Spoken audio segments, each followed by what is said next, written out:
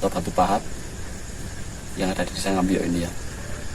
Oke, mari teman-teman ikuti kita mengeksplor masuk ke dalam. Nanti saya juga ditemani oleh Mas Juno juga waktu kita ngobrol di dalam nanti setelah mengeksplor semua yang ada di lingkungan situs peninggalan ini ya. Oke teman-teman, ikuti saya mengeksplor apa yang ada di dalam.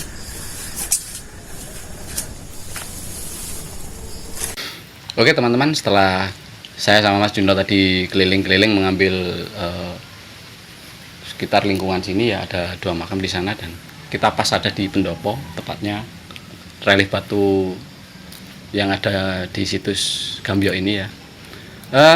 Untuk batu relief itu sendiri menurut Mas Juno apa ya? Kira-kira cerita yang terkandung dalam batu itu.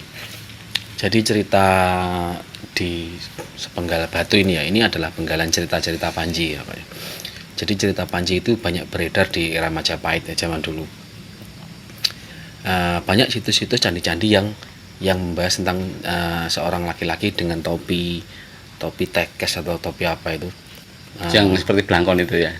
Ya, yang itu. Nah, di salah satu penggalannya ada di sini. Ini namanya penggalan cerita Panji Semirang ya. Jadi ceritanya seperti ini Pak. Itu ada seorang Panji dan dia diiringi dengan 4 orang. 4 orang itu salah duanya adalah Brajanata sama Pangeran Anom. Nah, ada lagi yang mengatakan bahwa di bawahnya Panji itu ada seorang Semar. Jadi cerita Panji ini adalah satu penggalan cerita di mana sang Panji sedang berada di hutan. Dia menunggu pacarnya atau pasangan kekasihnya untuk bertemu. Namanya saya lupa pasangan kekasihnya itu. Nah, itu diceritakan di satu relief batu ini ya. Oh, gitu. Jadi relief cerita Panji itu banyak beredar di era Majapahit. Juga ditulis di Candi Penataran juga, tapi kalau di Candi Penataran itu lebih luas. Kalau ini kan sangat spesifik ke arah satu Panji. Sebentar Mas ya, boleh saya tanya sebentar ya. Ada apa seperti di literatur ya yang pernah saya baca, katanya ada hubungannya dengan Panji Asmorobangun atau gimana? Kalau hubungannya dengan Panji Asmorobangun sih kalau menurut saya itu agak jauh juga ya, soalnya di sini itu hanya satu penggalan Pak. Jadi gitu. Hanya satu penggalan cerita dari Panji Semirang. Jadi ada satu cerita dari Panji Semirang itu di kitab apa saya lupa, di relief apa di relief Candi Jago atau apa saya lupa. Jadi ada satu cerita di penggalan cerita Panji Semirang itu bertemu dengan kekasihnya di dalam hutan Semayan Pak. Oh gitu ya. Ya, diikuti oleh 4 orang ini tadi pengiringnya, yaitu itu tadi Brajanata, Pangeran Anom, terus Semar, Kartolo sama Kunto. Nah, itu menurut beberapa cerita yang pengiring itu adalah si punokawannya si Panji. Jadi setiap cerita Panji itu ciri khasnya adalah topinya itu tadi sama pengiring. Ada beberapa relief yang menggambarkan orang bertopi dengan kereta seperti ini, tapi tidak ada pengiring. Berarti atau beberapa topi di Candi Jago orang memakai topi tekes itu tapi tidak ada pengiring. Berarti itu bukan dikategorikan sebagai Panji. Nah, kalau kategori Panji itu yang sangat jelas adalah adanya pengiring. Salah satu paling menonjol ya. Iya, soalnya setiap cerita Panji pasti ada pengiringnya. Ya, itu ciri khasnya cerita Panji, Pak. Nah, kalau masalah ada hubungannya apa tidak dengan Panji Asmorobangun, kalau menurut saya sih tidak ada hubungannya karena memang beda cerita Panji Pak. Gitu. Jadi dari banyak cerita Panji ini adalah salah satu potongan saja cerita Panji Semirang itu tadi. Gitu loh. Oh, berarti ini yang di sini ini cerita Panji Semirang bukan cerita Panji Asmorobangun ya? Bukan. Oh, soalnya kan kalau di literatur kan kadang-kadang disambungkan ya Mas ya. Ada itu disambungkan antara Inu Kertapati yang mau ke Ndoho, mau menjenguk Candra Kirana kan di situ ya, yang katanya sang Panji Asmarobangun itu sudah kangen mau ketemu, terus kata di literatur juga ditulis di situs ini juga masuk ke cerita itu kan itu. Kalau saya melihatnya sih tidak ada hubungannya, soalnya saya kasih contoh ya, dari banyak cerita Panji itu kan ada Panji Asmarobangun, Panji Semirang, bahkan Angling Darmo pun juga masuk ke cerita Panji, Pak. Oh gitu ya. Ya, jadi ada cerita-cerita Panji dari kitab-kitab pengarang terdahulu, empu-empu terdahulu. Nah, di dalam potongan cerita itu ada misalnya contoh di sini. Jadi dari cerita misalnya ada judul cerita Panji Semirang, kan gitu.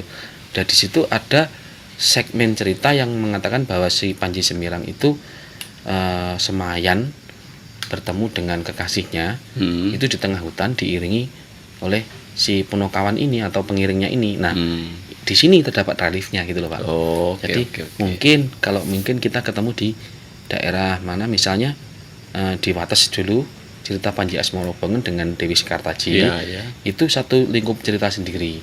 Bukan anu ya jadi kan ada gandengannya atau ada kelanjutannya itu enggak ya? Enggak ada. Jadi ciri khas cerita Panji ya seperti itu, Pak. Jadi ada satu cerita dari awal sampai akhir selesai dan di situ ada segmen cerita yang mengatakan bahwa Panji itu cirinya seperti ini loh, Pak. Nah, gitu. Iya.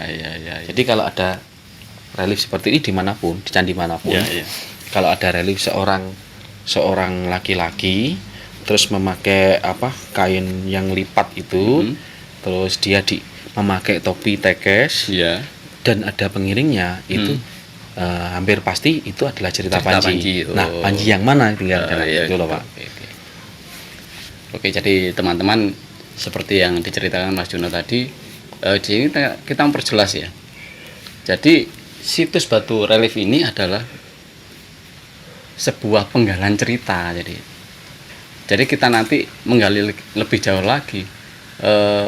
Ini penggalan cerita Panji yang mana kan gitu. Ya Mas Juno, seperti itu ya. Kebetulan ini adalah Panji Semirang. Kebetulan ini penggalan cerita Panji Semirang, teman-teman, seperti itu. Jadi relief itu menggambarkan janjiannya pacar ketemu pacarnya mau janjian ketemuan atau kangen lah seperti itu. Akhirnya seperti ditata atau dipahat menunjukkan beliau ini sedang menunggu lah seperti itu. Lalu kelanjutannya cerita ini di mana Mas kira-kira? Untuk apakah memang di tempat sini atau mungkin di sini berarti dulu hutan berarti ya? Bisa juga. Jadi mungkin untuk mengenang mungkin pertemuannya di sini ya. Ya semuanya serba mungkin. Untuk mengenang pertemuannya itu mungkin dipahatkan satu batu yang ada di sini. Jadi cerita Panji ini kadang fiksi, kadang fakta, Pak. Jadi inilah kelebihannya pengarang-pengarang dahulu itu, mereka bisa membuat sebuah setting tempat, setting alur, setting waktu yang sangat real sama dengan kehidupan nyata sekarang. Kehidupan lingkungan pada saat itu. Jadi untuk memastikan bahwa di sini dulu memang tempat pertemuan candi Panji itu atau bukan, itu sangat susah. Saya contoh saja cerita Angling Darma. Angling Darma itu adalah salah satu cerita Panji, tapi karena saking kuatnya cerita itu yang beredar di masyarakat, akhirnya banyak yang mengatakan bahwa Angling Darma adalah tokoh yang nyata. Makanya kayak seperti Panji Asmarobangun. Panji Asmarobangun itu adalah tokoh nyata yang ditulis menjadi sebuah karangan cerita Panji. Mungkin cerita kehidupannya Panji Asmarobangun tidak seperti yang dicerita, tapi itu adalah tokoh nyata yang ditulis di dalam cerita. Kalau Panji Semirang ini saya kurang tahu seperti apa. Apakah ini tokoh nyata yang dimasukkan ke dalam epos cerita Panji atau bukan, saya juga kurang tahu. Kayak cerita Bandung Bondowoso itu juga cerita Panji, Joko Tarub itu juga cerita Panji, dan seperti itu. Oke, berarti tapi gini Mas, yang menjadi pertanyaan, kita tadi udah keliling-keliling ya, termasuk kok seperti diperkuat dengan ada makom di sini ya. Apa mungkin di sini dulu itu sampai dibuat relif seperti ini sampai ada penunggunya atau mereka yang menunggu atau yang ikut menjadi pengiring itu terus sampai tinggal di sini atau gimana gitu? Keberadaan makom di dalam satu kompleks tempat sejarah itu sangat wajar, Pak.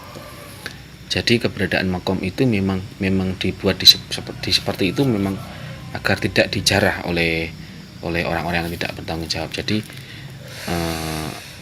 siapa yang berada di makom yang besar itu, saya sendiri juga tidak tahu siapa.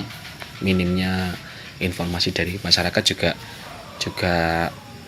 kurang jelas gitu ya. Kurang jelas. Ini ada bangunan agak meragukan gitu ya. Reruntuhan tembok juga kita juga kurang tahu. Jadi keberadaan makom di dalam satu tempat bersejarah itu memang sangat wajar karena untuk melindungi, menjaga dan lain sebagainya.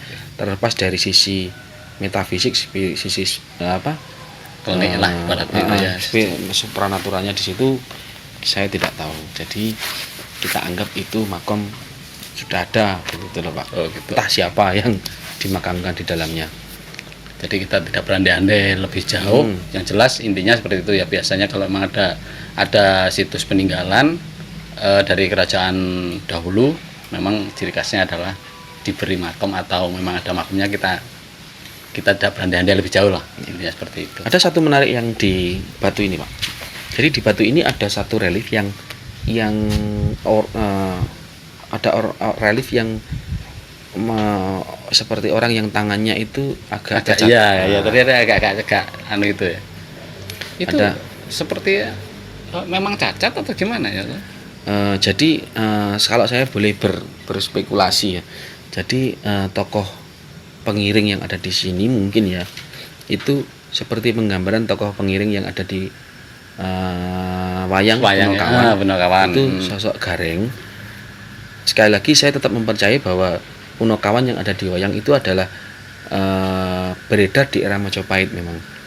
Seperti kita tahu relief Panji Semirang juga dari era Majapahit juga kan. Cerita Panji beredarnya di era Majapahit. Ya, jadi ada satu tokoh yang memang secara fisik ada kekurangan kan seperti itu. Jadi tokoh Punokawan, saya nggak berani mengatakan ini namanya adalah Gareng. Mungkin namanya bisa siapa saja kan gitu, tapi ada satu ciri khas Punokawan itu ada kelainan fisik. Kalau di pewayangan, kalau di wayang Purwo seperti itu kan. Di sini digambarkan juga tokoh Punokawan pengiringnya itu kan gitu. Jadi pengiringnya Panji. Jadi mungkin di era Majapahit itu juga si pemahat juga mungkin mau mengaplikasikan bahwa sosok seorang Punokawan itu salah satunya ada yang mohon maaf ada yang agak kekurangan fisiknya, ada yang agak sempurna gitu ya. Iya juga mungkin ya kira-kira seperti itu. Kan kalau di wayang Purwo sendiri kan beredarnya sangat terkenalnya kan di era Majapahit, mungkin dikembangkan di situ, mungkin juga ada disangkut pautkan juga di relief ini kan, kemungkinan juga kita pakai kirologi aja kan seperti itu. Oke teman-teman, untuk sementara kita membahas masalah penggalan cerita Panji yang sudah dibuktikan dengan adanya peninggalan situs batu relief ini. Sampai di sini dulu. Mungkin kalau ada yang lebih tahu, karena mungkin kita juga keterbatasan literatur yang mungkin kurang banyak yang kita baca atau gimana, mohon teman-teman menambahkan di kolom komen ya. Ikuti kita terus di channel Kang Kenong, jangan lupa ya share dan subscribe ya. Oke, sampai di sini. Selamat malam, salam rahayu, assalamualaikum.